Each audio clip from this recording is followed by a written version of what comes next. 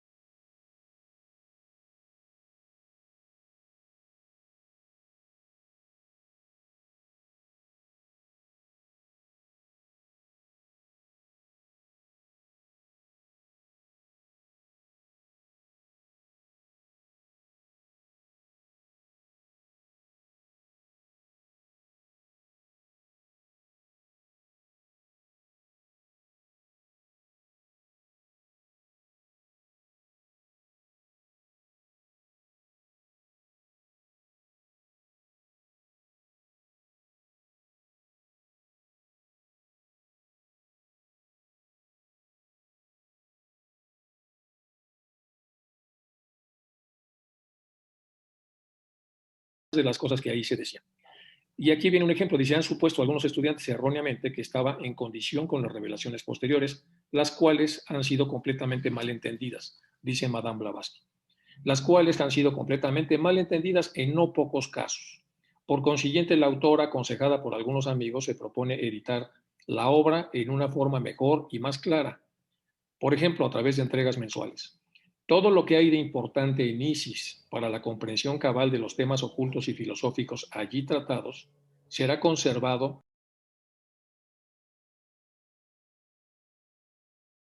la forma más compacta posible. Es decir, empezó Madame Blavatsky a formar un grupo de personas que pudieran garantizar que se estaba comprendiendo lo que se estaba allí escribiendo. Y estas personas venían de diferentes niveles intelectuales, de diferentes orientaciones religiosas y de diferentes grados de interés de la propia obra. Por esa razón, entonces, es que es tan importante que veamos cómo una obra de tal profundidad, publicada hace tantos años, se hizo un gran esfuerzo para que pudiera ser comprendida y no malinterpretada.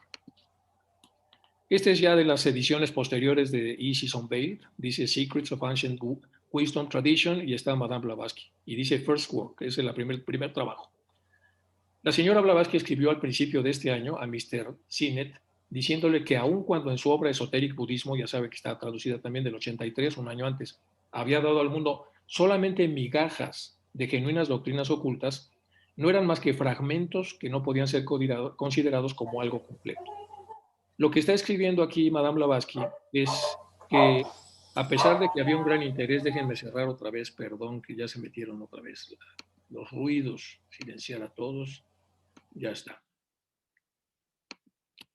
Entonces, dice que eran solamente fragmentos, que no podían ser considerados como algo completo, es decir, que no podíamos los seres humanos, a través de un fragmento, sacar una conclusión enorme, es decir, una gran conclusión. Perdón, eso actualmente en semiótica se llama relación índice-generalización. Si yo veo humo más o menos en la dirección donde hay una fábrica, yo generalizo, supongo y cierro diciendo que se está quemando la fábrica. Pero no me consta, lo único que estoy viendo es que hay humo en esa dirección. Y luego llego, verifico y si el humo no era de la fábrica, veo que me equivoqué. Es decir, no podemos tomar como cierta una conclusión cuando solamente tenemos fragmentos. Eso se ve mucho entonces en la semiótica contemporánea.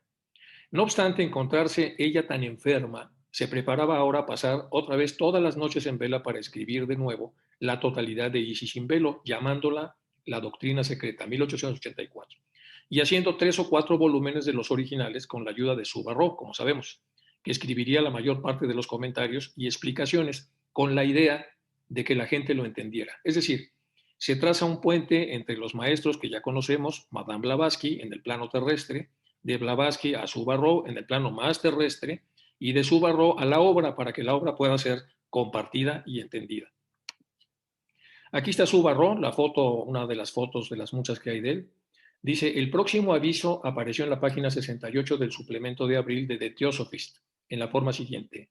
La doctrina secreta, nueva versión de Isis sin velo, o sea, Isis sin velo, de acuerdo a lo que se pidió de esta obra con mayor profundidad y con la idea de que no pudiera ser mal entendida, con una nueva distribución del material, grandes e importantes agregados y copiosas notas y comentarios de la señora Blavatsky y la secretaría correspondiente de la Sociedad Teosófica con la colaboración de Subarró, consejero de la Sociedad Teosófica. La primera parte debía publicarse el 16 de junio, no se hizo, la siguiente fue hasta septiembre, tampoco, o sea, costó mucho trabajo sacar la obra. Bueno, Subarró es un poco la historia, ya saben que se hizo teósofo, era un estricto brahmin que se capacitó como vaquil o abogado defensor, tiene toda una historia, etcétera, pero era un hombre muy profundo, pero sobre todo era un hombre capaz de transmitir lo profundo de una manera que cualquiera pudiera, no cualquiera, pero la mayor parte de la gente pudiera entenderlo. Entonces siempre hay una manera de utilizar nuestros precarios lenguajes para que a través de ellos pueda, en una especie de embudo, transmitirse algo sin que se preste a que esto pueda ser manipulado o malinterpretado. Aquí tenemos otro señor muy importante que es Cagley. Este doctor manifestaba que la primera noticia que tuvo acerca de la doctrina secreta fue el aviso en The Theosophist. Me dijeron en el 84, dice, que la señora Blavatsky se encontraba ocupada en escribir un gran libro que sería titulado La Doctrina Secreta, que era la versión profunda de Isis sin velo, que varias personas fueron consultadas con respecto a su estructura y que todos los puntos discutibles de la filosofía hindú habían sido sometidos a consideración para que no hubiese contradicciones o interpolaciones. Aquí Subarró dice más adelante que a su vez que había hecho algunas sugerencias relativas al plan de la obra. Posteriormente supe que él cumplió lo prometido trazando un bosquejo muy vago que no fue adoptado. Kindley fue un miembro destacado de la Sociedad Teosófica y viene un poco de la biografía. Bien, después de haber trabajado HPV en soledad durante algunos meses en Würzburg, fue enviada con el objeto de que le ayudara la condesa Constance Weistmeister, a quien le comunicó que la obra, una vez terminada, constaría de 4 volúmenes y revelaría al mundo tanto de la doctrina esotérica como era posible hacerlo, de acuerdo a la madurez del propio mundo, pero teniendo en cuenta una expansión posterior hasta finales del siglo XXI. En la presente etapa de evolución humana, dijo también HPV que no sería antes del siglo próximo que los hombres comenzaran a comprender y discutir la obra de una manera más inteligente. La condesa, otra vez de Weistmeister, la condesa fue encargada de la tarea de preparar copias nítidas del manuscrito, ayudar, auxiliar y trabajar junto a Blavatsky. Ella describe cuán profundamente fue herida H.P. Blavatsky por el informe de la Society of Physical Research y cómo esto afectó su labor, obligándola a escribir 12 veces una página que ella no podía terminar correctamente debido al estado perturbado de su mente. Es decir, los ataques vinieron de todos lados, ya lo ha comentado Isaac en las otras reuniones, pero uno de los que más le pudo a Madame Blavatsky fue el ataque de la Society of Physical Research, la Sociedad de Investigadores de Fenómenos Físicos, porque ellos la acusaron de charlatana y ella le pudo mucho que toda la gente que estaba ahí y que la conocía la hubiese acusado, al grado de que probablemente sumergida en una profunda depresión, se dio cuenta la condesa que trató de terminar una hoja y no podía, estaba totalmente desenfocada y desconcentrada. Entonces hubo ataques de todo tipo, pero los ataques quizá que más nos importan son los ataques que lograron afectar la posibilidad que ella estaba haciendo de escribir en esta enorme obra. La condesa relata que la circunstancia que más atrajo su atención y excitó su sorpresa era la pobreza de la biblioteca ambulante de HPV. Entonces, imaginémonos, HPV viajaba con decenas dicen que los legajos que tenía de documentos llegaban a 1 metro de altura. Entonces, y ver la pobreza se refiere a que todo esto estaba, pues, de alguna manera en hojas, escritos, con la hermosa caligrafía de HPV. Dice, sin embargo, sus manuscritos estaban llenos hasta desbordar de referencias, citas y alusiones provenientes de un cúmulo de obras raras y secretas sobre temas de la más variada índole. Como todos saben, Isaac estuvo 2 años en India, en los archivos. Yo fui a visitarlo 5 veces, me parece. Y de hecho donamos allá una cámara para poder fotografiar los scraps, que es una cámara que se voltea para poder tomarlas. Y efectivamente ahí vienen muchas de los scraps, son las cosas que ella coleccionaba de recortes de periódicos y ponía con puño y letra comentarios acerca de todo lo que los científicos, filósofos y religiosos iban comentando acerca del ocultismo o de las cosas que son abstractas o de las cosas que son sobrenaturales. Entonces ella iba tomando estas, y es una barbaridad lo que escribió. O sea, aunque todo está de alguna manera, son libros muy grandes, y aunque todo de alguna manera está editado y está armoniosamente puesto en pastas verdes enormes, pues la cantidad de trabajo que hay ahí es alucinante. O sea, es muchísimo trabajo. Entonces, como bien comenta la condesa, algunas de estas obras o documentos podían encontrarse únicamente en el Vaticano, en el Museo Británico, es decir, lo que un ser humano podía ver de ese calibre estaba en 2 de los grandes museos de la época. Y aquí es una pequeña foto de lo que era la biblioteca de Oxford en aquel entonces. Y es decir, uno iba a buscar legajos de cosas muy importantes y salían estos hojas y hojas y hojas de todos los científicos que habían hablado de ese tema. Iba a poner la Sociedad de Geografía también de Londres, de Gran Bretaña, que también es muy importante, que ya está abierta al público, por cierto, en donde aparece también una colección de legajos muy parecida a lo que la condesa está comentando que era lo que le estaba sucediendo, lo que ella vio acerca de una mujer tan valiosa, con una documentación tan importante, en la mayor austeridad que uno puede imaginar. Pero era solo la verificación que ella necesitaba. La condesa pudo obtener por intermedio de sus amigos la verificación de pasajes que HPV había visto en la luz astral, con el título del libro, el capítulo, la página y figuras, todo correctamente citado. ¿Qué quiere decir esto? La condesa entonces observó que H.P. Blavatsky en la luz astral se le revelaba a ella el título del libro que necesitaba para agregarlo a esta obra, pero además el capítulo, la página y las figuras, y todo estaba correctamente citado, entonces nada más era cosa de tomarlo y entonces plasmarlo en esta obra, para que veamos entonces la enorme profundidad y el enorme interés de los maestros de que esta obra quedara perfectamente bien hecha. Aquí está Madame Blavatsky escribiendo, que es de las pocas fotos que hay, que seguramente ustedes ya conocen también. Es una foto que al ampliarla quedó muy borrosa, pero nos da una idea. Vean ustedes esto de acá, se parece a los scraps que les había comentado. Entonces, una cantidad monumental de información, prácticamente imposible de entender cómo se formó esto. Cuando se ofreció Isaac para ir a los archivos a reparar documentos que estaban pues, en malas condiciones, tomó un curso en Barcelona con una profesora muy buena y aprendió cómo se restauran pues, las hojas que están sido oxidadas o lo que fuere. Hizo un trabajo excelente, y obviamente incompleto, se llevó además todos sus pócimos importantes para hacer ese trabajo allá a India y entrenó a algún chico, me parece, no suficiente, pero bueno, los archivos que hay allá son la cosa más impresionante que hay y de alguna manera se puede decir que la gran síntesis de toda esa sabiduría impresionante está en esta obra de la que estamos hablando. Muchas veces se pidió a H.P. Blavatsky que instruyera a otros, tal como lo había hecho con el coronel Olcott, que saben que hay toda una historia, y con Mr. George, pero ella decía que de tener que molestarse impartiendo enseñanzas, se vería obligada a abandonar la doctrina secreta. Es decir, no quería estar con algún seguidor con menor desarrollo que ella porque acabaría enseñándole. Y en realidad, si acaba enseñándole, pues no va a tener tiempo de escribir esta obra. Fue también tentada con la oferta de una gran remuneración si aceptaba escribir para periódicos rusos sobre cualquier tema de su elección, pero rechazó el ofrecimiento a pesar de que había una tentadora oferta, diciendo que para escribir una obra semejante como la doctrina secreta, debo mantener mi mente orientada en ese sentido. Es decir, renunció a cualquier cosa que pudiera distraerla para hacer una obra de ese calibre. Día tras día ella debía permanecer allí sentada escribiendo durante largas y largas y largas horas.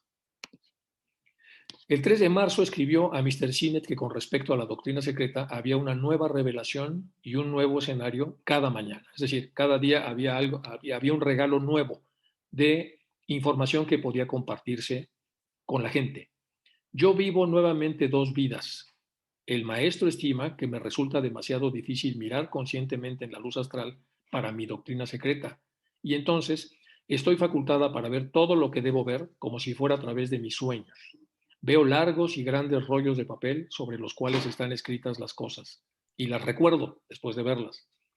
De este modo me fueron mostrados todos los patriarcas desde Adán a Noé, paralelamente los rishis, y en el medio de ellos significando de sus símbolos o personificaciones. Por ejemplo, Set, de pie, con bigú, representando la primera subraza de la raza raíz, significando antropológicamente la primera subraza humana dotada de palabra perteneciente a la tercera raza, y astronómicamente, bueno, los años 912 en adelante, significando la duración de cada año solar en aquel periodo, la duración de su raza y muchas otras cosas simultáneamente. Podemos imaginar entonces la cantidad de información que fue plasmada hacia Blavatsky y de Blavatsky hacia esta obra, y de esta obra al tiempo en el que ella le tocó vivir, y de ese tiempo al regalo que tenemos nosotros en este nuevo tiempo, en el que podemos entender mucha de la profundidad que en esta obra se comparte. Hay unos teóricos occidentales, británicos, que habla de ti, bueno, el doctor Cooper, un doctor Cooper que probablemente ya desencarnó, pero era un hombre muy brillante y muy interesante. Este David Cooper dividía a la comprensión humana en la hiponoia, la normonoia y la metanoia, y decía que la hiponoia era aquel grupo de la humanidad poco interesado en cuestiones sofisticadas o abstractas y que se conformaba con una vida en donde estaba pues básicamente todo basado en la realidad física. Después los normonoicos son, noia es pensamiento, es la raíz de noia es pensamiento. Los normonoicos son aquellos que tienen más interés en lo abstracto, por lo tanto trabajan con un lenguaje que hace referencia a lo abstracto y son capaces de comprender verdades abstractas, complejas, de leer filosofía, de entender lo que son las raíces de las cosas, etc. Y luego los metanoicos son personas pues ya que están arriba de la población en donde han encarnado. Y ahí hablamos pues de grandes cerebros que han existido en prácticamente todas las historias de la humanidad. Y al ser metanoicos pues tienen más facilidades para entender cosas complejas, tienen más facilidades para escribir, más facilidades para leer, para comprender. Y normalmente se les ha sembrado históricamente en nichos en donde hay también otras gentes también muy brillantes y han tomado cafés grandes músicos, pintores, docentes, filósofos, etcétera.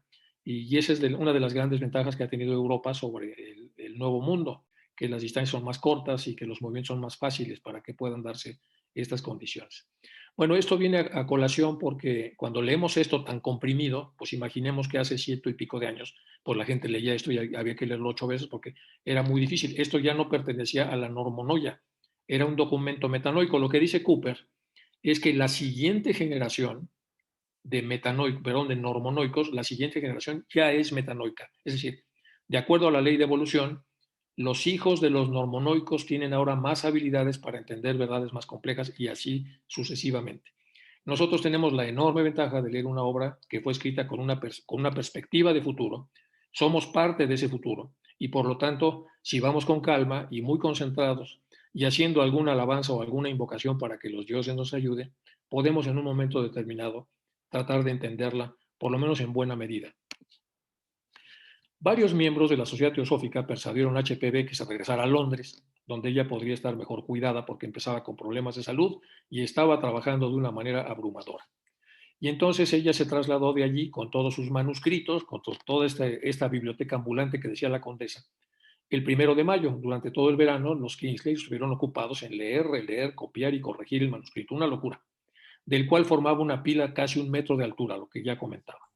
Después de pasar... Perdón, Enrique, dicen que hay personas en cola para poder entrar. Para entrar, a ver, permíteme, que entre medio mundo, espérame. Admitir todo, si hay 11 más. Ya están entrando. 3, 2, 1, 0. Esperemos que no explote la máquina. 2, 1. Y ahora silenciar a todos. Bien.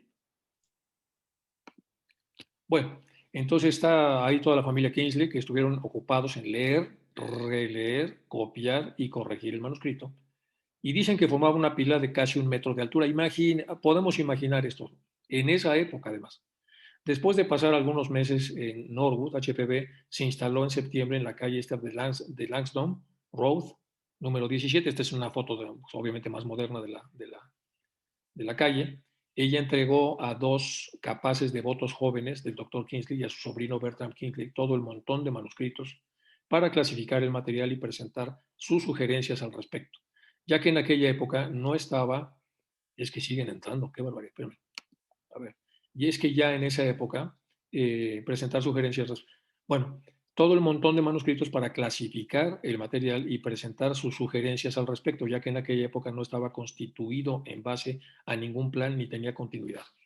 Podemos imaginar cuando hacemos obras complejas, cuando se escriben y se llevan a un editor, y ellos buscan el famoso hilo conductor, el leitmotiv, para que más o menos la obra, en el lector pueda haber un orden, que siempre va puede ser de lo general a lo particular o viceversa, pero tiene que haber un orden en donde poco a poco los ladrillos de lo que se va enseñando puedan ser tomados por la persona que va a leerlo. Por eso hay 2 grandes rubros de la educación. Uno es la pedagogía. En la pedagogía se enseñan lo que son los ladrillos, lo que es el material, es decir, lo que son las bases de lo que va a enseñarse y después para qué sirve, cómo se hace y de dónde viene aquello de lo que se está hablando. En la andragogía, que es la otra forma de enseñanza, uno presupone que ya sabe todas esas cosas y se va directo a la parte práctica. A un ingeniero a un paleta que tiene mucha experiencia, pues no se le van a enseñar cosas muy básicas. Entra uno directamente a la aplicación de este conocimiento. Lo mismo pasa a la hora de escribir una obra. En la obra, cuando no sabemos quién la va a leer, hay que pensar con la definición de conceptos concretos, y esto se hace con pies de página para que la gente se vaya ubicando un poco en quién era este, qué era el otro, cuál es el barrio del que está hablando Madame Blavatsky, cuál es el autor que está de alguna manera cuestionando, cuál es la parte de la obra de la que está hablando. Entonces, hay que ver todo esto para que después de verlo podamos entonces entrar ya a lo que sería la parte andragógica. Ahora, es decir, ¿y esto cómo se mueve, cómo se aplica, cómo se toma, etcétera, etcétera? Entonces, empiezan a hacer un trabajo mixto, un trabajo pedagógico andragógico, para que la mayor parte de la gente normonoica, yo supongo, no es una obra para que la lea cualquiera, pueda en un momento dado entender las bases y las aplicaciones de las bases y encima de manera limitada, porque no todo iba a estar revelado. Entonces, de esta obra estamos hablando, la obra más compleja que quizás se ha escrito en toda la historia de la humanidad, por lo menos de la humanidad reciente, la obra más profunda también, con toda seguridad, de lo que ha sido escrito, con pocas excepciones de lo que sabemos, pero lo sabemos por la propia obra, por la misma obra. Y en general, pues de eso estamos hablando, o sea, a eso nos estamos metiendo. Bueno, ellos finalmente recomendaron dividir la obra en 4 volúmenes debido a la complejidad que tenía y que Blavatsky ya estaba imbuida en ella en un grado de complejidad que ya le era prácticamente imposible trasladarla a un lenguaje diferente.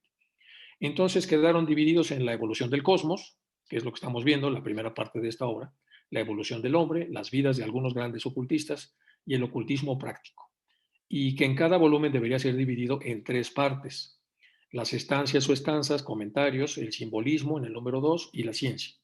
Todo esto fue debidamente aprobado por HPB y obviamente por los maestros. Ya sabemos que en algunas de las partes había quedado claro que los mismos maestros decían que los autores de esta obra eran ellos dos y la señora Blavatsky. Bueno, pasamos a, espérenme que siguen entrando gentes. Bueno, al finalizar 1891, la segunda edición de la doctrina secreta se encontraba ya agotada. Con esto nos damos una idea del enorme interés que había en el ocultismo. Se agotó. Entonces aquí está el famoso Mead, que es el famoso secretario Mead, y la señora Annie Besant se encargaron de realizar una nueva edición. No puse la foto de Annie Besant porque todos la conocemos, pero Mead probablemente es menos conocido y ahí puse su foto. Mr. Mead había sido secretario privado de HPB durante muchos años y afirmaba haber editado en una u otra forma casi todo lo que ella había escrito en inglés. Imagínense entonces la importancia que tiene Mead desde el punto de vista de la cercanía con Blavatsky y desde el punto de vista de lo que hizo. Es decir, afirmaba haber editado de una u otra forma casi todo lo que ella había escrito en inglés. Podemos imaginar a estas personas cuando están junto a él. Por ejemplo, les voy a comentar algo que pues, muy comentado, cuando contratan a Einstein en Princeton, en Estados Unidos, y lo lleva el Consejo de Administración de la universidad, y Einstein después de 2 años no publica nada, el consejo le pregunta al rector que habían traído a Einstein y no había publicado nada. Y el rector dice, claro, no lo trajimos para que publique, lo trajimos para que influyan los alumnos y vean cómo toma el café un premio Nobel, de qué cosas habla, qué tipo de prensa lee, y etcétera. Y eso es muy importante para que pueda influir a la persona. Entonces, todos podemos ser influidos cuando estamos en presencia de grandes seres encarnados. Y esta es la suerte que tuvo este señor. Y encima, entonces, no nada más se puede decir que hizo la edición de muchas de las cosas que tenía Madame Blavatsky, sino que pudo hablar con ella, pudo bromear con ella y pudo simplemente estar y compartir lo que se llama esta interconexión interhemisférica cerebral o como queramos llamarle, pero estar con una persona así de alguna manera toca la parte profunda de la otra y este señor es un suertudo porque estuvo ahí y encima estuvo en contacto con estos escritos. Él fue la figura principal relacionada con la nueva edición y aplicó su admirable erudición, hombre erudito, y su conocimiento a los deseos de HPB, a la tarea de enmendar la parte gramatical y otros errores posibles del texto. Una noticia importante fue publicada en los principales revistas teosóficas en estos términos. Edición revisada de la doctrina secreta. Agotada la segunda edición de la obra maestra de HPB, una tercera edición debe iniciarse inmediatamente, es lo que dijo este mismo. Se está realizando un gran esfuerzo para revisar totalmente la nueva edición y los editores piden encarecidamente a todos los estudiantes de teosofía del mundo que lean esta noticia, que envían lista de los errores observando lo más completo posible. ¿Qué quiere decir esto? Que otra vez utilizando esa mala costumbre que tenemos de índice generalización, que ya les puse el ejemplo del humo, si nosotros encontramos una obra muy importante con un par de faltas de ortografía, invalidamos todo. Es una porquería. Que lo escribió no tiene ni idea. O sea, nos enfocamos en el error, nos enfocamos en la pifia y a partir de ahí generalizamos y terminamos entonces por alejarnos de la obra. Es un error de la mente lineal, es un error muy hablado, podríamos hablar podríamos tener toda una mañana hablando de ese tema, que no es mi intención. Lo importante es que lo que está diciendo aquí es: quitemos esos errores que podrían ocasionar que la gente no se interese por la obra. Entonces, van todos los estudiantes, se lee y se relee y se relee para que la tercera edición quede ya con la menor cantidad posible de errores y evitemos esto de lo que estamos hablando. Bueno, los antiguos aforismos, comenta Madame Blavatsky, son con frecuencia los más sabios, diciendo: lo nuevo, no, lo nuevo, sobre todo posterior a la revolución industrial, no le hagamos mucho caso, porque esos aforismos nuevos de alguna manera pueden estar ya un poco contaminados. Bueno, esta es un poco la historia. Obviamente ya vimos un poco de historia con Isaac. Traté de poner algunas cosas pues, que no se habían visto tanto para poder enriquecer esta parte. Esto fue comentado con Isaac. Y ahora vamos a entrar un poco en el proemio, aquí con más tacto, para que él pueda ya de alguna manera dirigir la continuidad que requiere todo esto. Siguiendo la lógica de cómo Isaac presentaba estas cosas, voy a abrir un poco para preguntas, pero sí quiero que se concentren hablemos. Es una obra sagrada, es una obra muy profunda, es una obra muy importante.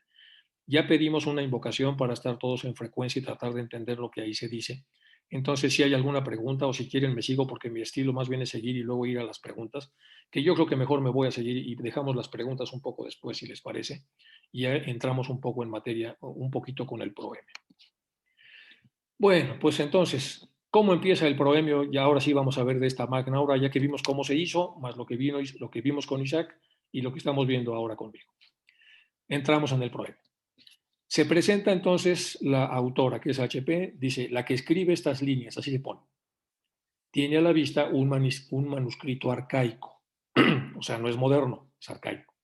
Una colección de hojas de palma impermeables a la acción del agua, del fuego y del aire, por un procedimiento específico desconocido. Miren nomás, ya con estos renglones nos damos cuenta de qué estamos hablando, ¿no?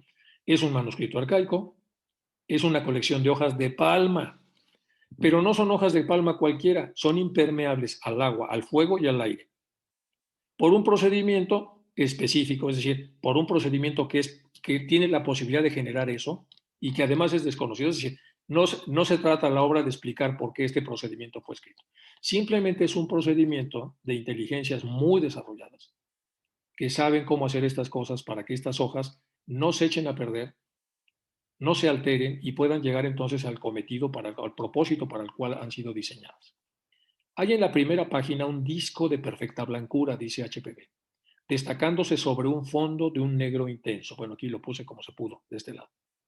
El primero, como se sabe, el que se dedica a estos estudios, representa al cosmos con K, en la eternidad, antes de volver a despertar la energía aún en reposo. Ahí en la charla de ayer se hablaba un poco estuvieron preguntando un poco de esto. Entonces, todos estamos de alguna manera repasando estos temas.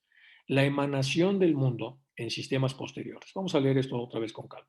El primero, como se sabe, el que se dedicará a estos estudios, representa al cosmos con K de la eternidad antes de volver a despertar la energía aún en reposo, en pralaya.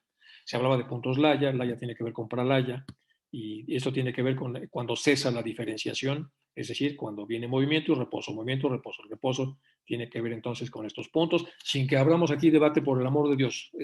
El tema es nada más para tratar de explicar lo que está diciendo aquí este párrafo. El primero, como se sabe, es el que se dedica a estos estudios, representa el cosmos en la eternidad antes de volver a despertar la energía aún en reposo, la emanación del mundo en sistemas posteriores. El punto en el disco, hasta entonces inmaculado, espacio y eternidad en paralaya, indica la aurora, de la diferenciación, la aurora, el inicio, el origen de la diferenciación. Entonces quiere decir que Pralaya y Manvantara son dos situaciones muy complejas, tienen que ver con potencia, ya vimos lo que es potencia de acuerdo a la filosofía aristotélica, tiene que ver con movimiento, con cambios, también ya lo vimos a través del propio movimiento, lo vimos en una versión pues muy pueril y muy sencilla, aquí estamos hablando a nivel mega macro, es decir, un poco herméticamente, como es en este supernivel, también lo es en el nivel pequeño de lo que explicaba Aristóteles. Es el punto, bueno, estamos en esta primera parte con estas dos primeras imágenes. Vamos a continuar un poco. Es el punto, creo que hay ruido, ¿verdad? Déjenme silenciar otra vez. silenciar a todos, ya está. Bueno, continuamos.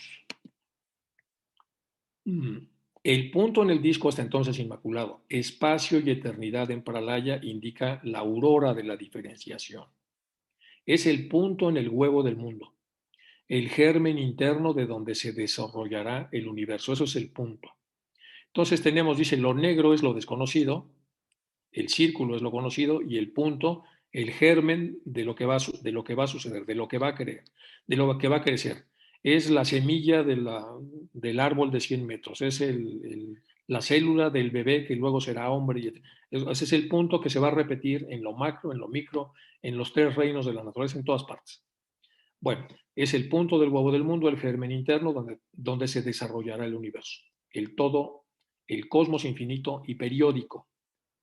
Está lleno de claves, periódico, es que seguirá sucediendo. Germen, que es latente o activo, es decir, que reposa o se da al movimiento. Si reposa, es una potencia potencial, valga la redundancia. Si es activo, es que ya inició el movimiento para la serie de cambios que precisa. Periódicamente y por turnos. O sea, a veces descansa, a veces despierta.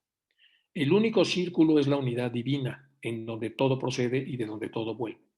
Su circunferencia simboliza forzosamente el limitado por la razón de la limitación de la mente humana, indica la presencia abstracta y siempre incognoscible, y su plano, el alma universal, aunque las dos son una. Vamos a leerlo con calma. Aquí ya viene todo muy comprimido. El ser blanca solo la superficie del disco y negro el fondo que le rodea, muestra claramente que su plano es el único conocimiento, aunque todavía opaco y brumoso, que el hombre puede alcanzar. En este plano se originan las manifestaciones manvantáricas, porque en esta alma es donde se dormita durante el pralaya, el pensamiento divino, en el cual reposa oculto el plan de todas las cosmogonías y teogonías futuras. Y así nos lo deja y hasta ahí llega.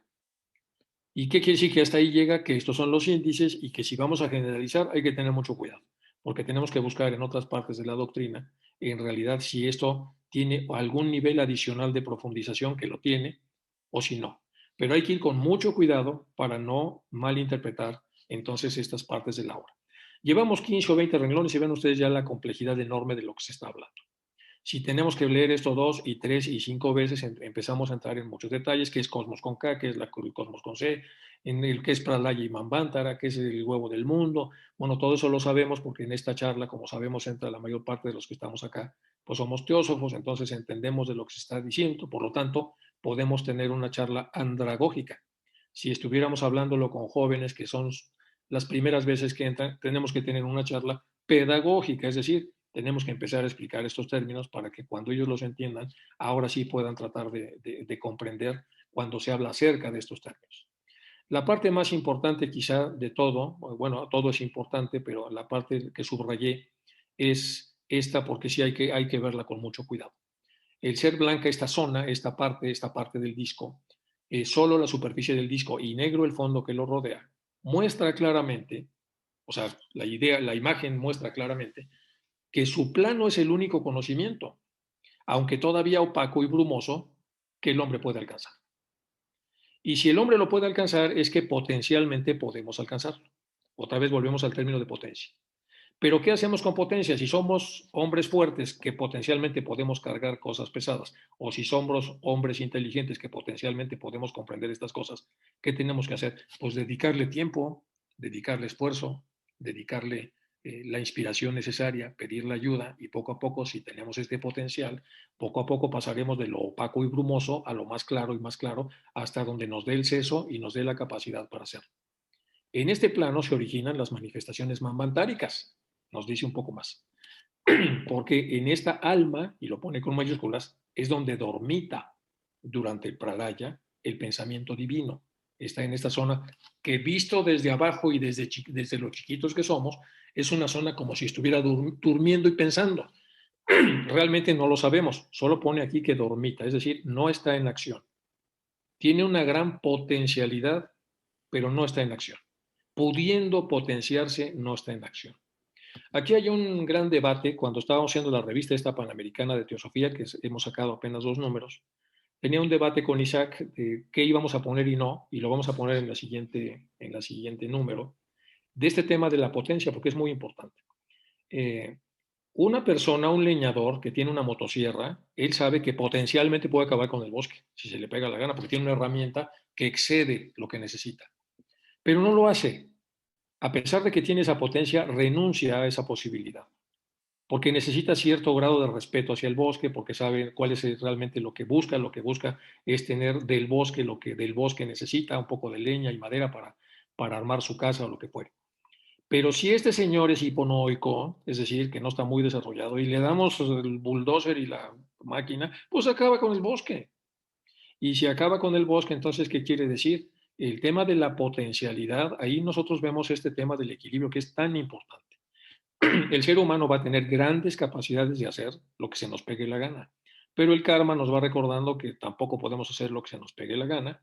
Poco a poco vamos madurando y entonces, a pesar de tener una enorme potencialidad de cosas que no están bien, pues renunciamos a ellas, y si renunciamos a ellas, preferimos hacer mejor las cosas que están bien.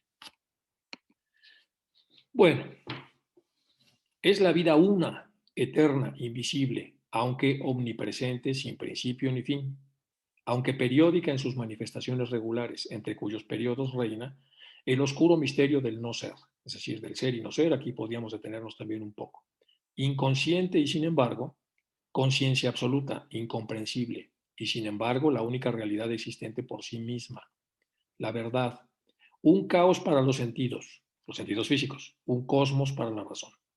Su atributo único y absoluto, que es ello mismo, movimiento eterno e incesante, es llamado esotéricamente el gran aliento, que sale y vuelve.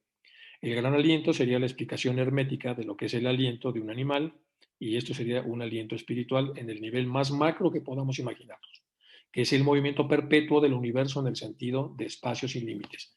Sale, se manifiesta, vuelve a sí mismo, vuelve a salir y tiene periodos de reposo, como ya lo comenta Jean-Paul Sartre en su obra del ser y la nada, cuando habla de la parte de los bordes, y se ha comentado en muchas obras filosóficas que tratan un poco de emular esto, pero sin embargo esto es mucho más profundo que esas obras, porque nos da una descripción hasta donde le es posible a H.P. Blavatsky de lo que realmente está pasando.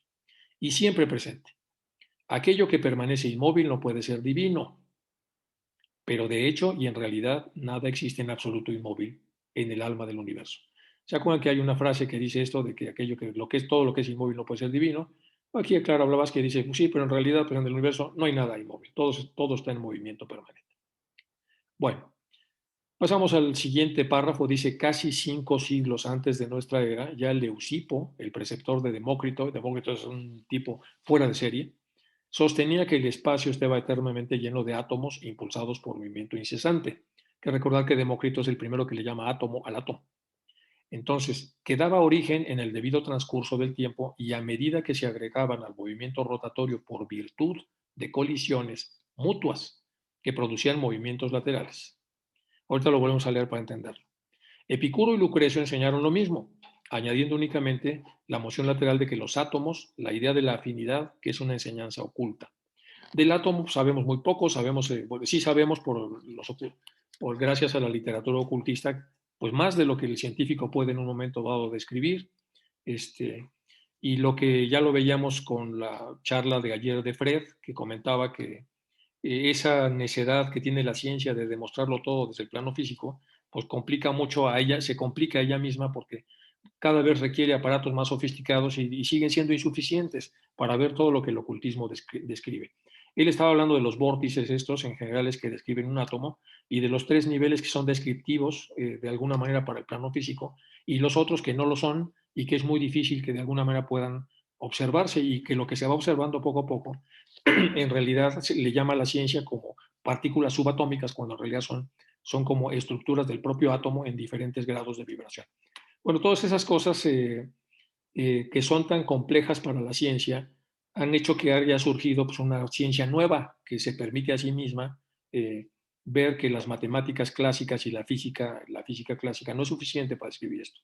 Esta física que todos conocemos, que se llama física cuántica, hace una mejor aproximación, porque penetra y permite, por lo menos en el quinto elemento, que es el éter, lo considera como una posibilidad, y entonces todo lo que está viendo, ahora lo que falta son las definiciones apropiadas para poder de alguna manera ubicar todo este conocimiento, que siempre será menor a lo que realmente el texto está diciendo.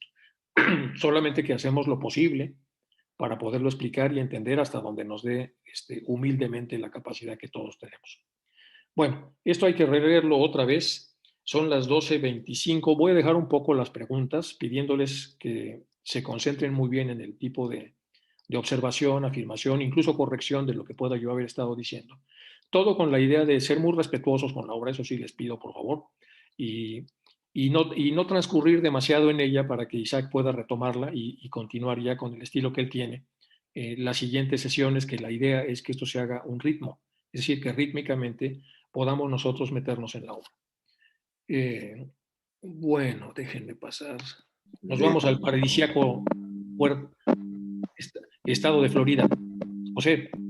Sí, cuando hablabas de todas las cosas que le pasó a Blavatsky durante la escritura de esta magna obra, que sus amigos, la gente que ella ayudó, fueron los primeros que la traicionaron, la criticaron, se burlaron y abandonaron este trabajo. Me acordé de algo que escribió José Martí, el apóstol de la independencia de Cuba.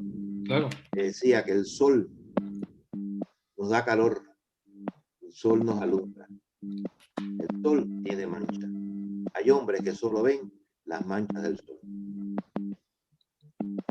Y me acordé de eso en ese momento.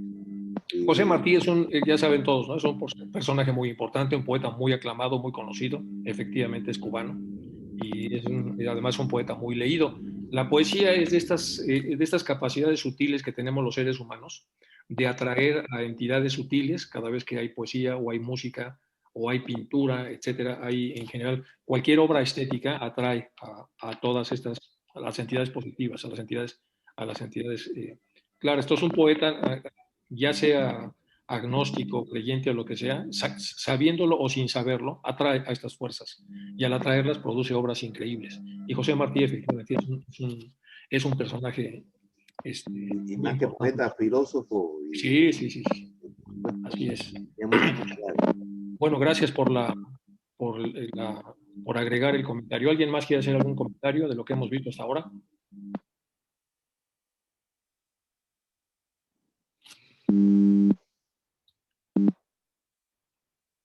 ¿No? Hay una mano aquí que dice Adela y Carlos en Madrid. Carlos. Sí, Enrique. Dime. Enrique, a ver, me gustaría aclarar alguna cosa respecto del tema de las posibilidades de la ciencia para poder llegar a estos temas. La metafísica y estos temas están fuera del alcance de la ciencia, aunque lo van arañando. ¿Por qué? Porque la ciencia requiere un método experimental, un método no solamente experimental, porque la matemática, por ejemplo, no es experimental, la matemática es puramente abstracta, pero sí que se necesita comprobación. Y la comprobación en lo que es este conocimiento partió de cosas subjetivas que difícilmente pueden ser comprobadas de manera objetiva por otra persona, es decir, porque es una experiencia. Entonces, como dijo Max Planck, el premio Nobel de Física por sus aportes por ser uno de los creadores de la teoría cuántica, el objeto, la ciencia, dice, las preguntas últimas quedan fuera del objeto de la ciencia porque el hombre, en definitiva, el científico, el pensador, es parte de esas preguntas, justamente. Y también quería decir que la física cuántica no contempla nada del éter. La física cuántica ha venido a revolucionar o ha venido a dar una visión muy diferente de la física clásica, pero no contempla ni la mente del observador, como algunos erróneamente dicen, que con la mente influye el resultado,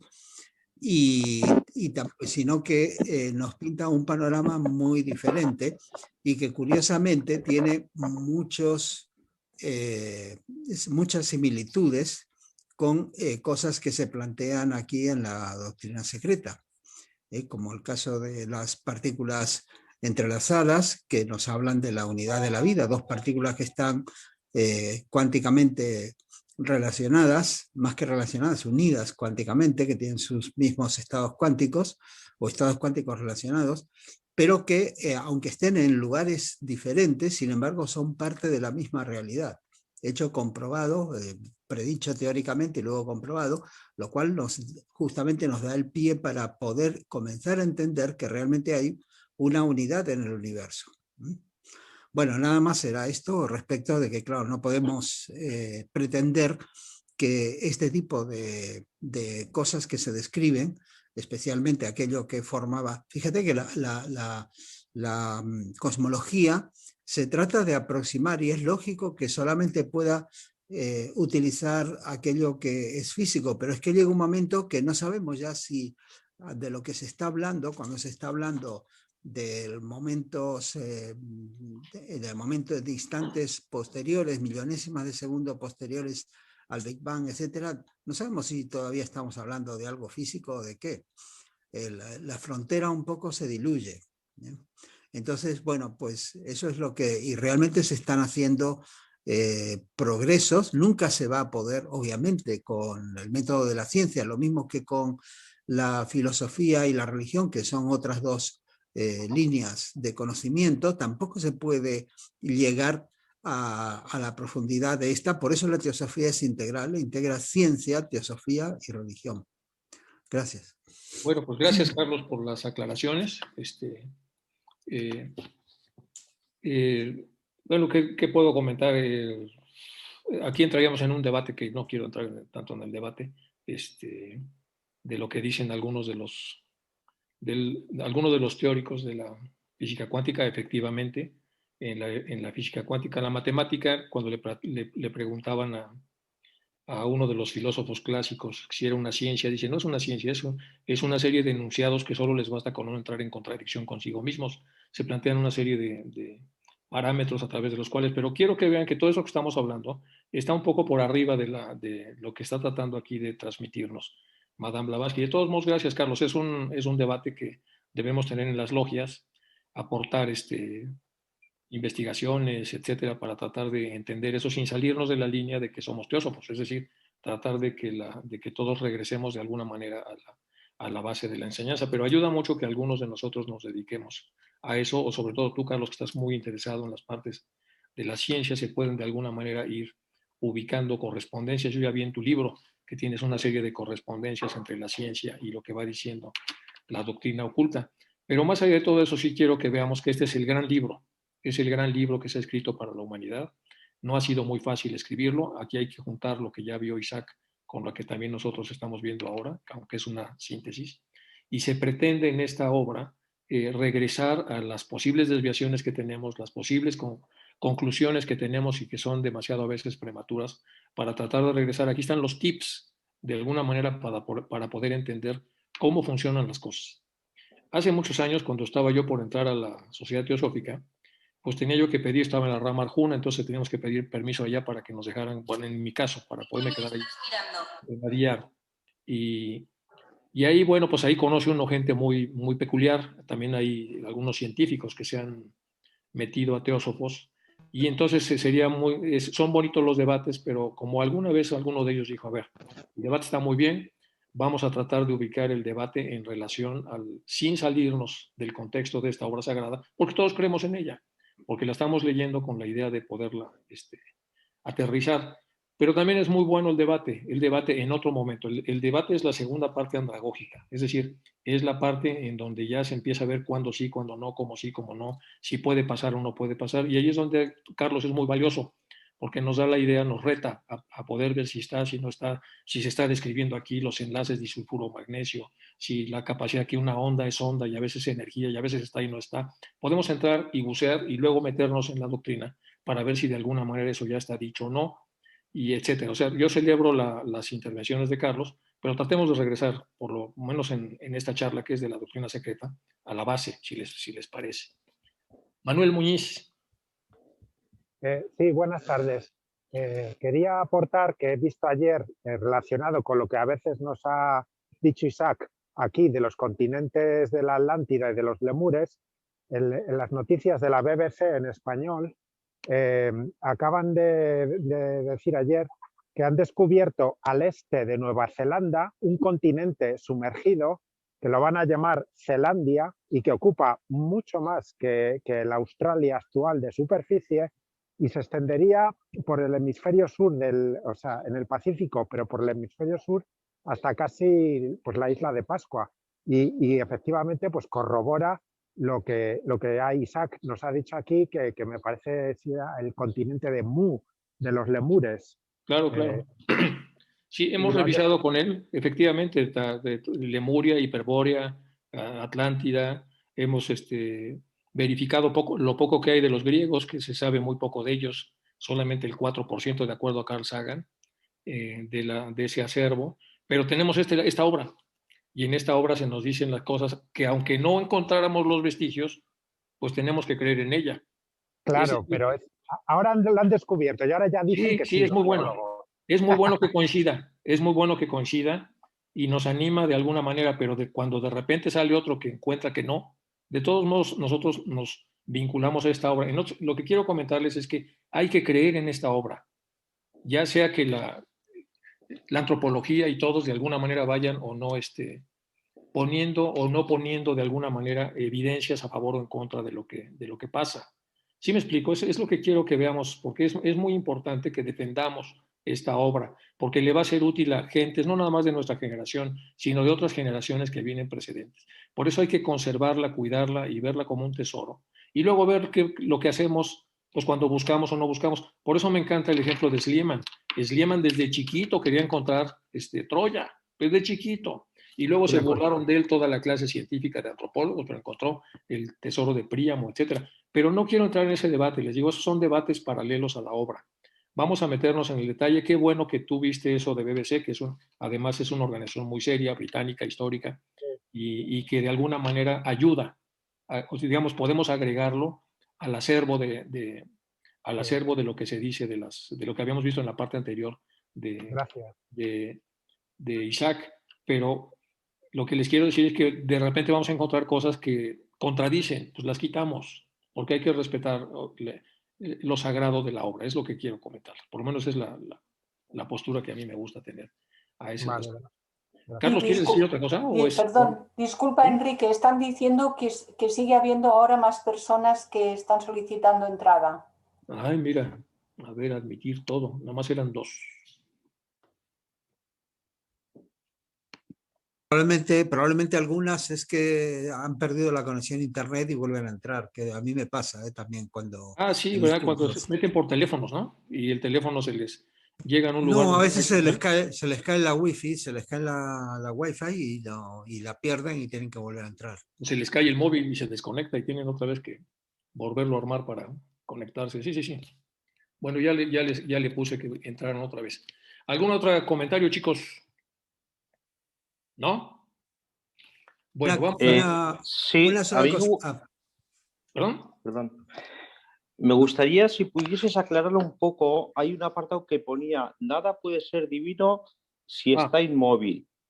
Me ha llamado la atención, a ver si lo puedes aclarar un poco. En la filosofía clásica, alguno de ellos, que no recuerdo quién era, decía que si algo no se movía, no podía ser divino. Entonces ella, aquí Madame Blavatsky lo toma. Es que toma de todo, como ya saben que conforme avance esto, empieza a citar gentes, autores de la época. Obviamente en el caso de los autores científicos pues son muy antiguos, porque es de la época de Madame Blavatsky, pero también los cita, dice los que van mal, los que van bien, y lo mismo pasa con los historiadores, antropólogos, filósofos, y de todo. La psicología estaba en ciernes, entonces realmente hay poco que se pueda ver en la obra de crítica a la psicología, salvo la psicología de la época. Pero entonces, como vaya metiendo muchas cosas, una de las cosas que mete es esa. Entonces vamos a revisarla, dice, el único círculo de unidad, por la razón de su plano, creo que estaba en la anterior, me parece. En la anterior. Entonces en la que sí. Siempre presente. Aquí. Aquello que permanece inmóvil no puede ser divino. Eso es de alguno de los presocráticos, si alguien me hace favor de buscarlo en Google, seguramente aparecerá. Pero dice Blavatsky, pues sí es como una perogullada. Dice, pues sí, es una obviedad. es una obviedad lo que está diciendo aquí con mucha decencia ella dice. Porque de hecho, aunque es una gran frase, ningún ser, ninguno que no respire, yo sí me explico casi lo que decía Descartes y en general todos ellos, que eran como principios de una gran obviedad y que podían, y que a pesar de ser descritos de una manera moviendo los términos, pueden ser como muy creativos, pero son una obviedad. Yo les comentaba en alguna de las charlas estas de uno que decía las noticias imposibles, ¿se acuerdan? Que decía, tremendo avionazo en un cementerio, 15 muertos resultaron heridos. Entonces, eso es una tontería, pero de alguna manera está armado de una manera que cualquier despistado lo ve y le va a parecer como que tiene sentido. Y aunque tiene sentido desde el punto de vista lingüístico, pues es una tontería. Pero Entonces, como lo que está verdad, haciendo aquí eso Blavatsky es eso, dice, aquí todo se mueve. El que dijo eso, tratando de separar lo divino y no divino, está diciendo una perogullada, o sea, realmente todo se mueve. En el universo todo se mueve. Todo tiene entidades lípicas de diferente denominación, grandes, chiquitos, entidades que mueven todo lo que se mueve.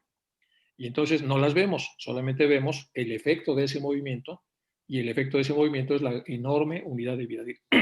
Y hay cosas muy interesantes y muy bonitas. Yo les puse en otra charla cómo se hacían las constelaciones, ¿se acuerdan? Pusimos ahí varios de la Osa Mayor, porque yo había escuchado también a alguien que había comentado que había una especie de selectividad. Dice, vemos una constelación, pero en realidad es profunda.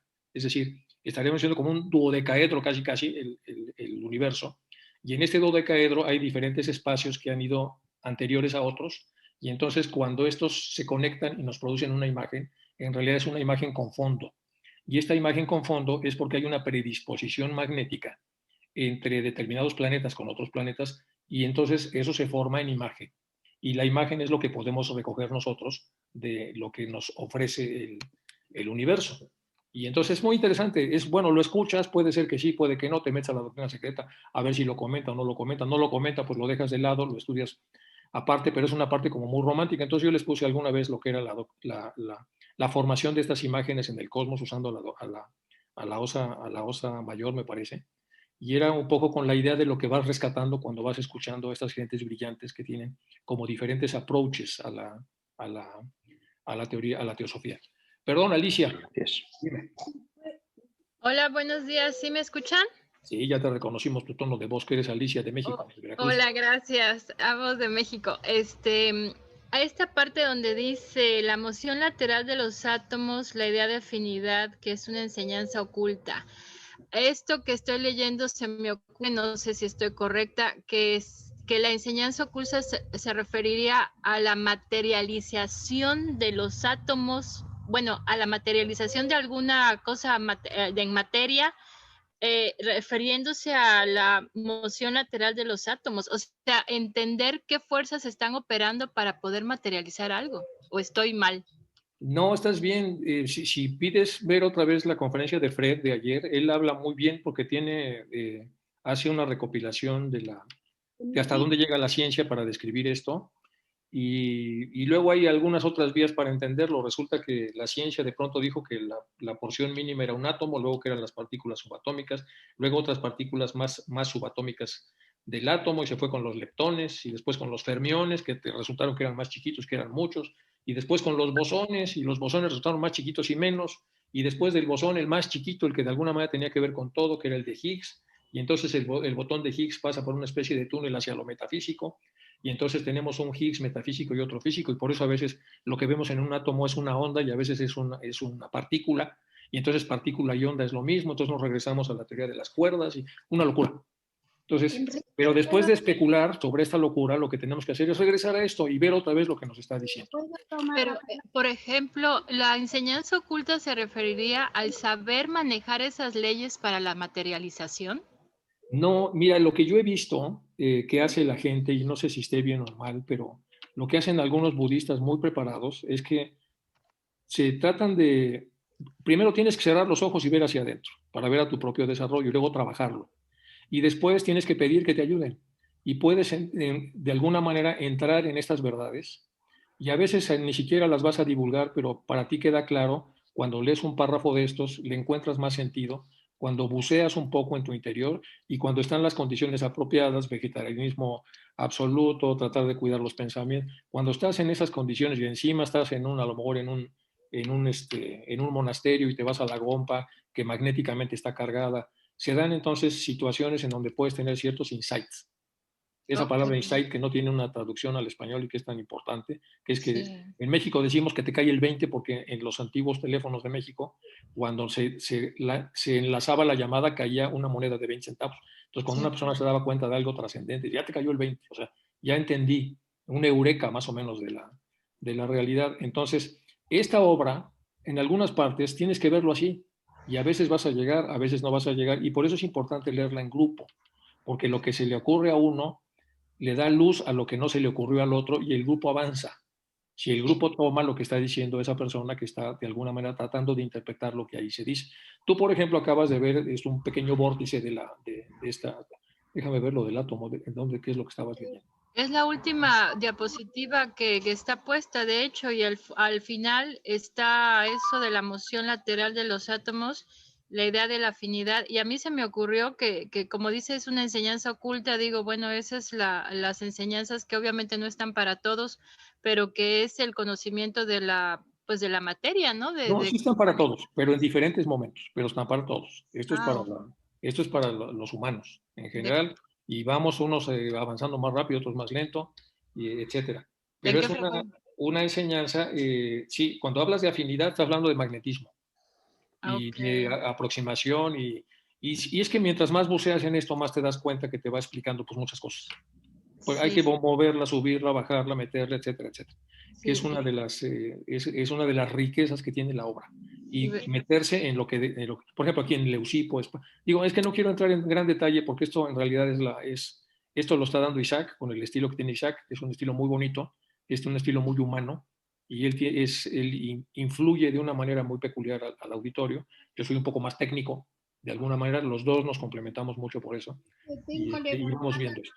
Perdón, María Carmen César. Muchas gracias, doctor Enrique, gracias. Levantada la mano. Perdón, María Carmen César, ya te iba echando pleito hace rato por el teléfono de Bueno, no, dime, Carmen.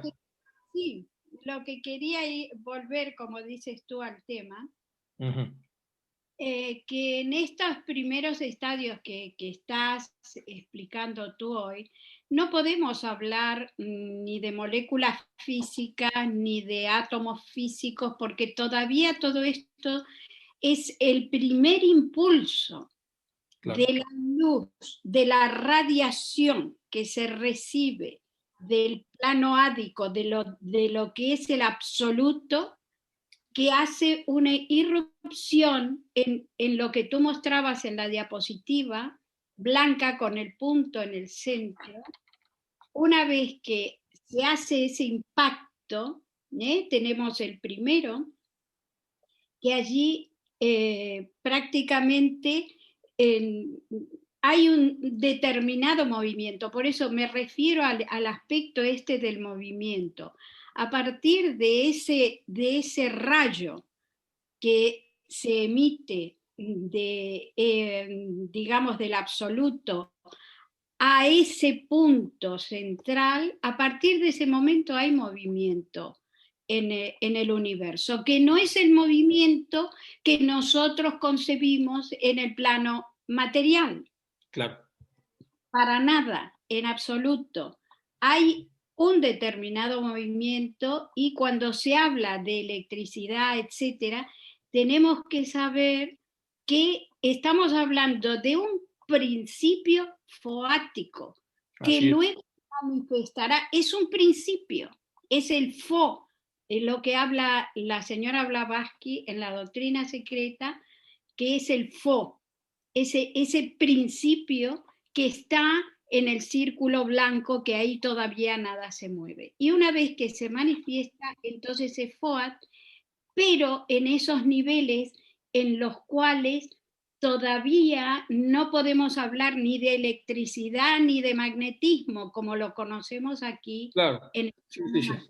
Es que nos fuimos hacia allá, pero justo lo que no quería que pasara. Bueno, finalmente pasó hacia allá. Pero para los que están escuchando y apenas están entrando a las charlas teosóficas, ella dijo, bueno, dijo Carmen César, Adi como una estructura muy primigenia de donde parte todo, luego sigue la parte que se llama, ustedes pueden buscar Anupadaka, que es sin progenitores, pero eso al final llega y impacta pues, a nuestro Atma, es decir, a nuestra parte espiritual más.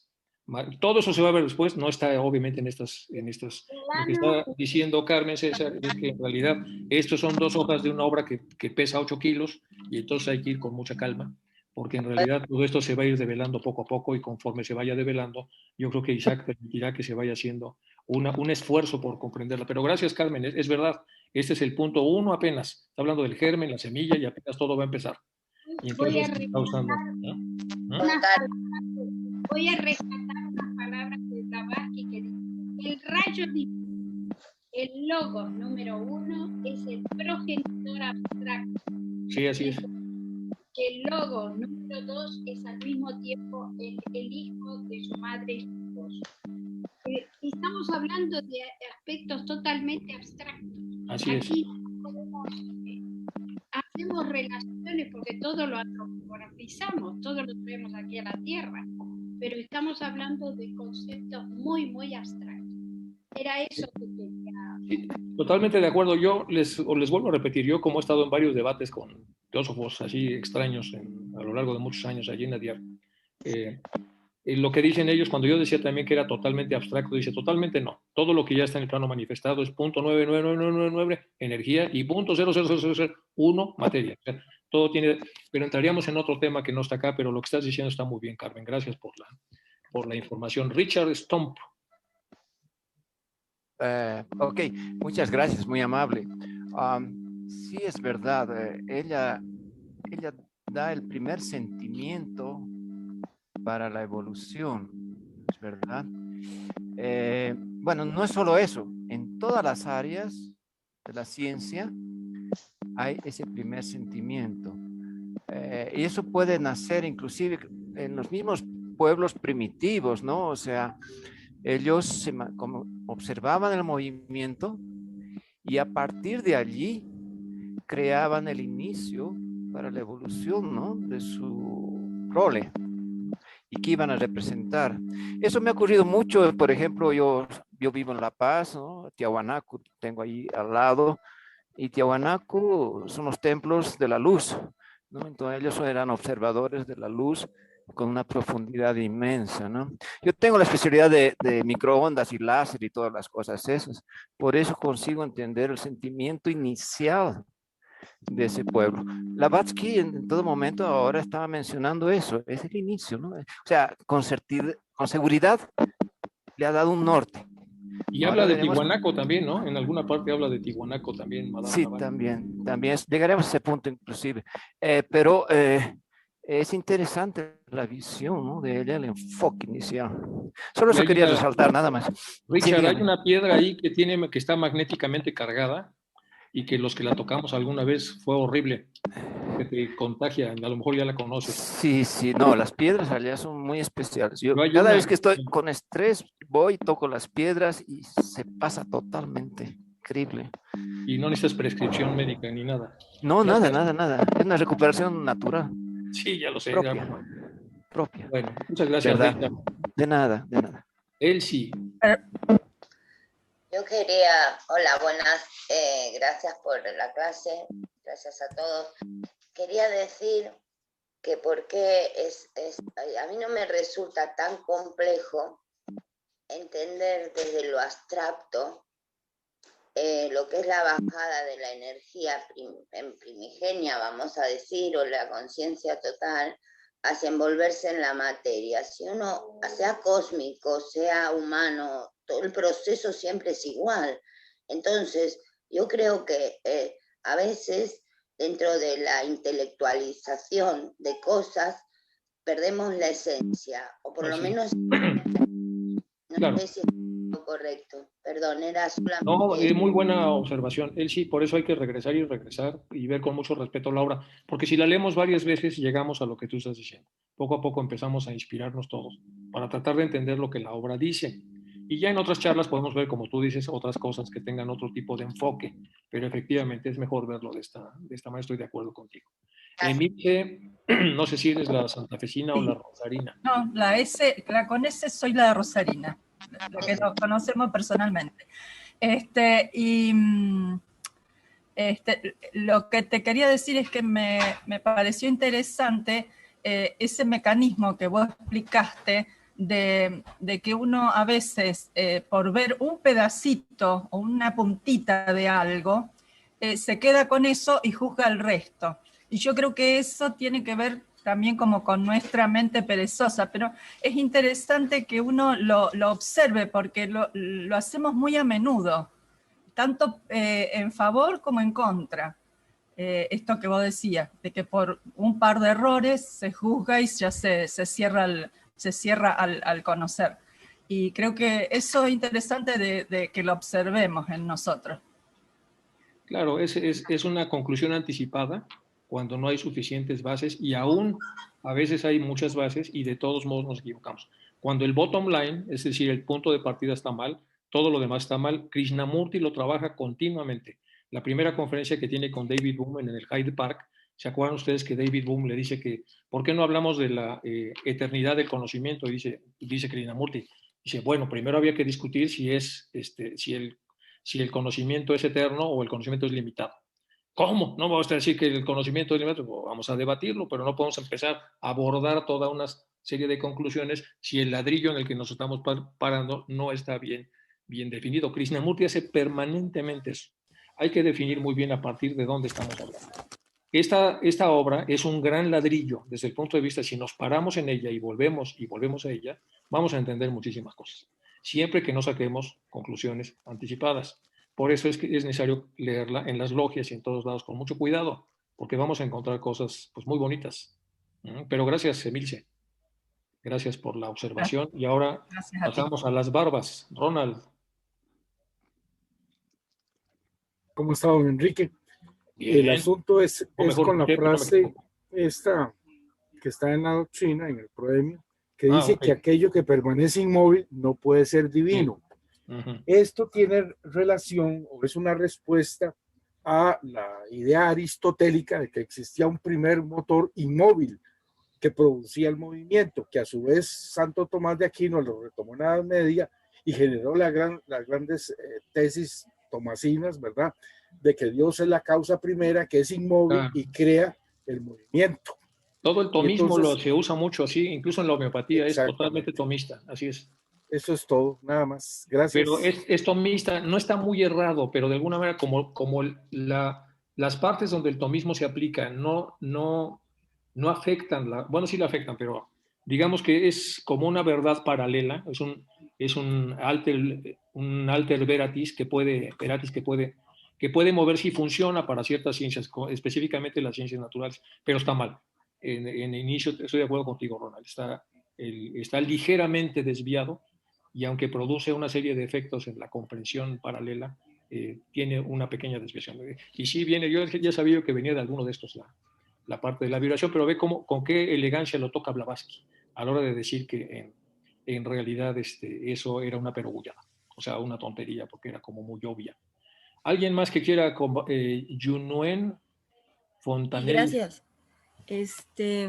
Pues sí, tocando esto de lo que no se mueve no es divino, pues es que también la ciencia viene a respaldarlo, ¿no? Porque la ciencia descubrir que los átomos siempre están en movimiento y que el reposo absoluto no existe en los átomos, pues ya, desde ahí podemos darnos cuenta que Blavatsky estaba hablando con más de 100 años de antelación, ¿no? Sí, hay que recordar que ella está hablando de la ciencia de esa época. Exactamente. Entonces, las cosas han avanzado mucho. Hay de todo, hay de tutti frutti con los científicos, hay de todo, sobre todo con los físicos. Hay físicos pues muy complicados, algunos muy divertidos y algunos con ciertas excentricidades curiosas que les podría yo comentar un montón de detalles de eso, pero sí. Muchas gracias, Junuen Fontanel. Estás en México, ¿verdad? Sí. Bueno, pues muy bien. Chicos, ¿no hay más preguntas? Sí, Enrique, una cosita. Carlos, ¿verdad? Sí, Carlos soy, perdona. Que Blavatsky dice también ahí en el volumen 1, en la no sé si en el comentario de la estancia 1 o en el premio también, que el movimiento es eterno en lo inmanifestado y cíclico en lo manifestado. Pero siempre hay movimiento. Ella cuando habla de la fase esta primigenia antes de la manifestación en el pralaya, dice, ¿quién estaba? Dice, ¿dónde estaba todo? Se hace una serie de preguntas, ¿no? ¿Qué pasaba con el universo? Bla, bla, bla. Y dice, no existía tal cosa, la mente no existía esto. Y dice, solo existía el aliento. Así es, sí. El espacio, el aliento. Y una cosita quería llamar la atención, justamente en la diapositiva que estás mostrando, cuando dice, la que escribe estas líneas tiene a la vista un manuscrito arcaico, pero no lo tenía realmente físicamente ella, lo estaba viendo psíquicamente. Ella bueno, no, Carlos, estamos viendo, ahí sí ya estás tocando la obra. Estamos tocando textualmente la obra. Textualmente la obra dice, la que escribe estas líneas tiene a la vista un manuscrito. No dice lo que estás diciendo tú, hay que verlo esto con... Dice, a ver, solamente, entiendo, solamente lo comento. Sí. No digo que no, ni que sí, ni que... O sea, a ver, no digo que haya una contradicción ni nada por el estilo, sino que digo que ella lo dice, pero que la interpretación que se puede hacer es que, ojo, que ella, y justamente coincidiendo con lo que decías antes, de que cómo era posible que su biblioteca era muy escasa, sin embargo tenía montonazos de referencias que no podía sacar físicamente, sino que evidentemente las sacaba. Tenía acceso, sí, eso como lo dijiste esta última vez está bien, sí, hay que tener cuidado con la obra, si vamos a interpretar lo que probablemente está... o lo que posiblemente está diciendo. Esa es como la forma de entrar en la obra para mantenerla, porque no es nuestra, es de todos. Y hay que permitir que todo se pase a la siguiente generación para que especule ellos también con lo que tienen. Y como ella ya misma ha dicho, hasta finales del siglo XXI se dará un poquito más de información para los que estamos muy metidos. Ya serán nuestros yo reencarnados los que de alguna manera puedan beber de esta experiencia. Pero gracias, Carlos, gracias por la... Al final, como verán, es una obra maravillosa y se presta mucho a la... Enrique, ¿me escucha? ¿Puedo añadir hablar? algo respecto al tema este de no la te veo vista? por ahí, pero sí. Es que todos están con la mano abierta. Perdón, hermano, pantalla ¿puedo estoy hablar? a tu lado. Un momentito, por favor, Ángela. Bueno, Clarisa, perdón. Es muy cortito. Es en relación a esta línea, ¿no? La que escribe estas líneas tiene a la vista un manuscrito. Ella no especifica con qué clase de vista o visión lo estaba percibiendo. Y claro, lo hemos de dejar ahí porque aquí, justamente aquí, no era el sitio de dar especificaciones de la clase de vista que estaba usando, no era el lugar. Y nos desviamos, es lo que ella quiso decir, ¿no? Hay que quedarnos con lo que quiso decir, y quiso decir eso, pues hay que quedarnos con eso para seguir un poco sobre el contexto. Pero es muy bonito cómo empieza, así como el Quijote. En un lugar de la Mancha, así empieza esta obra. Hermano, ¿me escucha? Soy no sé si pueden bajar su mano para que yo vea yo quién es el que está, quién es la persona que está hablando. Pues no, es que no tengo... ¿no tienes mano? No tengo eso en mi teléfono, no lo puse, pero quiero decir algo que no tiene que ver con el tomo primero de la Doctrina Secreta, y gracias por ese trabajo tan excelente que están haciendo tanto Isaac como usted. Es con respecto a al descubrimiento que se ha hecho, según dijo uno de los hermanos, de la antigua Lemuria, porque en realidad es la Lemuria. En el tomo 3, en la edición de la Kier, se habla de cuáles son los remanentes que han quedado tanto de Lemuria como eso ya lo vimos con Isaac, ¿verdad? Claro. Entonces, en defensa de eso, qué bueno, a mí me dio como un aire fresco por la razón de que Blavatsky y tanto la Doctrina Secreta fue atacada mucho cuando habló de los continentes hundidos, porque la ciencia no quiere aceptarlo. De hecho, aquí en los Estados Unidos es una cosa tremenda con la Atlántida, que todos lo buscan, pero todos también lo niegan, sobre todo los científicos. Entonces, qué bueno que le está dando la razón a nuestra Doctrina Secreta y a Madame Blavatsky, los maestros. A mí eso me parece maravilloso. Y así va a pasar con todas las cosas según lo que se ha dicho, que en un futuro, porque la doctrina secreta parece que es para ahora, para el 21 en adelante. Claro. Bueno, muchas gracias a todos. Gracias. Ruy Pérez Tamayo, un científico increíble, este hombre decía que la ciencia es de lento aprendizaje, porque a pesar de que luego descubre que está mal, no lo agrega y vuelve otra vez a hacer afirmaciones debidas a la generalización que hace. Yo mismo fui científico muchos años, fui del Sistema Nacional de Investigadores durante años en México y tengo muchas publicaciones, pero dice es de lento aprendizaje, por supuesto que es de lento aprendizaje. Y luego terminó la charla diciendo, él era biólogo, dice, si tienes un hueco en el corazón, rellénalo de amor, porque si no se te llena de fibra colágena. Hablando de que al final pues, hizo esa relación de que todo hueco en el cuerpo humano se rellena de fibra colágena.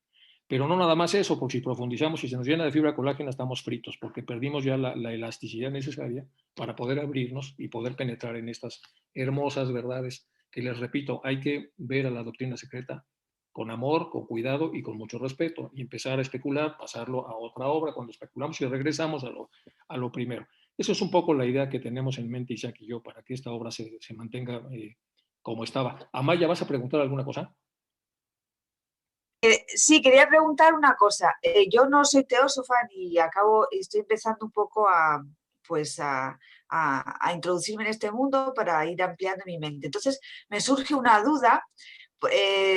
Vosotros decís que en ese círculo blanco hay movimiento.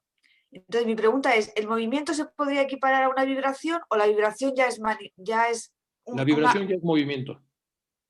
¿Ya es un grado más avanzado? No, es movimiento. Vamos a ponerlo así para no complicar. Si hay vibración, hay movimiento. Todo vibra, todo se mueve. Por eso las cosas están llenas de dioses, de energía que de alguna manera mueve las cosas. Sí, es que hay que meterse poco a poco, pero ojalá quieras entrar a la Sociedad Teosófica. Es maravilloso entrar en estas obras, no es la única, es la ópera prima, obviamente, de Blavatsky, pero hay otras, y también muy bonitas, muy inspiradoras, y realmente te ayudan como ser humano. Ojalá te animes con todo esto a integrarte a alguna rama. Entonces, ¿es correcto entender ese movimiento en el círculo blanco como una vibración, ¿no? Claro, y no como estático. Aquí es una explicación muy larga, desde que, si nos pasamos a la filosofía griega, desde que Cronos arranca con este rodillo para que todo se mueva y para generar instantes que se miden en calpas, y es un lío.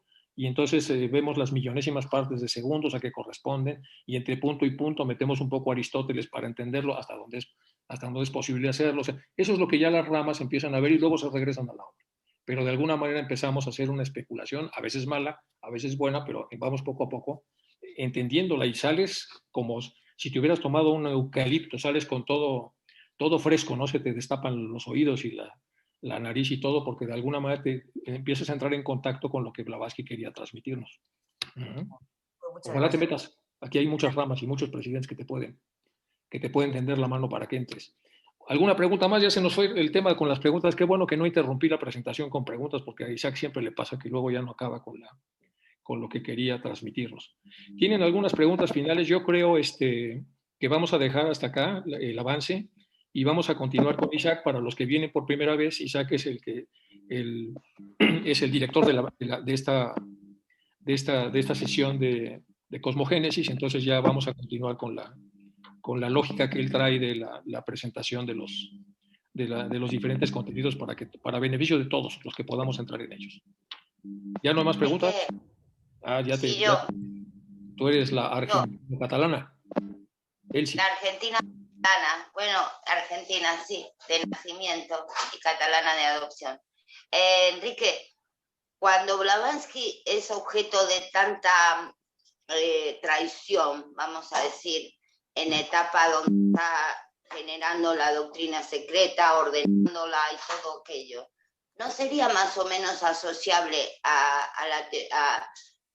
la posición del héroe que tiene que sacrificar por semejante hallazgo, el de haber tenido la iluminación de dar este testimonio al mundo para nosotros?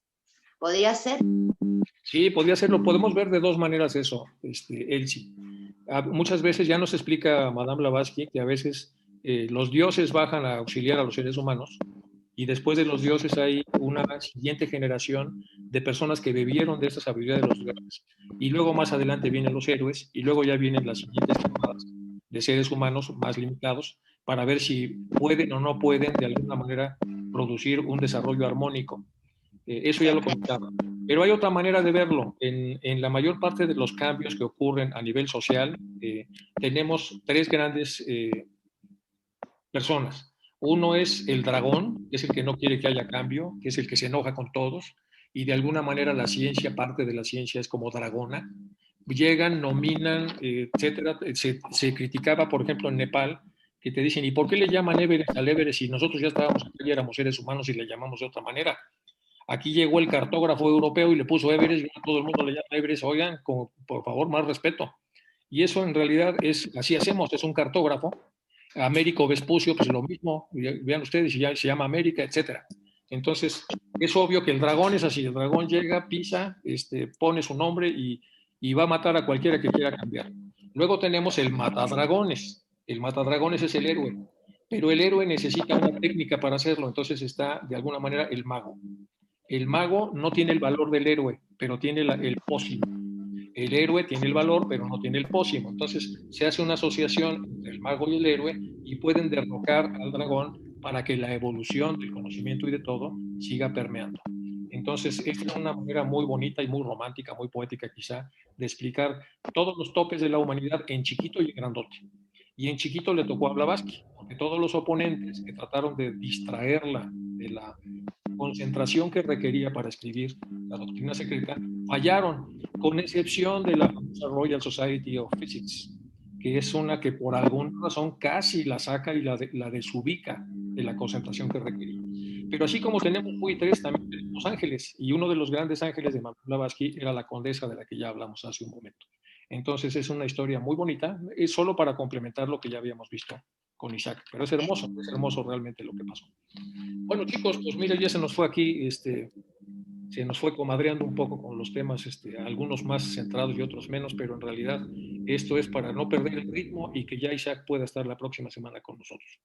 Si no tienen más preguntas o más cosas, entonces le voy a pedir, por favor, a la señora Carbonell que nos haga el favor de cerrar ya la charla. ¿Dejo la grabación?